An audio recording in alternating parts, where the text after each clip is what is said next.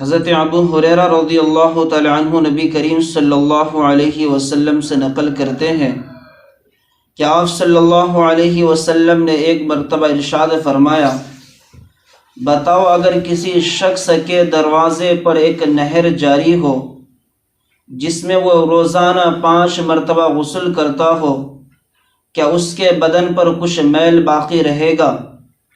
صحابہ کرام رضی اللہ تعالی عنہ نے عرض کیا، کچھ بھی باقی نہیں رہے گا۔ حضور اقدس صلی اللہ علیہ وسلم نے فرمایا کہ یہی حال 5 نمازوں کا ہے کہ اللہ جل شانہ ان کی وجہ سے ان کے گناہوں کو معاف فرما دیتے ہیں۔ حضرت جابر رضی اللہ تعالی عنہ نبی کریم صلی اللہ علیہ وسلم کا ارشاد نقل کرتے ہیں، 5 نمازوں کی مثال ایسی ہے کہ کسی شخص کے دروازے پر ایک نہر جاری ہو اور وہ پانی بہت گہرا ہو اور وہ روزانہ 5 مرتبہ غسل کرتا ہو۔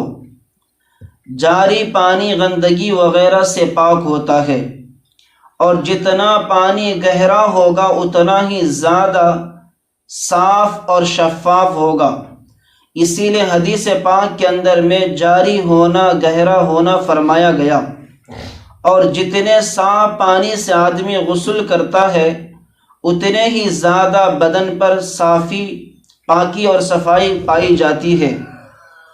اسی طرح 5 نمازوں کی حالات ہے، جب انسان ادب کے ساتھ، خلوص کے ساتھ نماز پڑھتے ہیں تو ان کے گناہ اسی طرح صاف ہو جاتے ہیں۔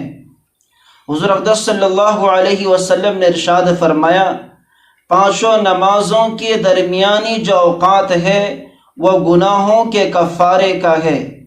ایک نماز سے دوسری نماز تک جو گناہ صغیرہ ہوتے ہیں وہ نماز کی برکت سے معاف ہو جاتی ہے۔ بہرحال ہم سب اللہ تبارک و تعالیٰ سے یہی دعا کریں کہ اللہ رب العزت ہمیں اور آپ کو ان سب باتوں پر عمل کرنے کی توفیق عطا فرمائے۔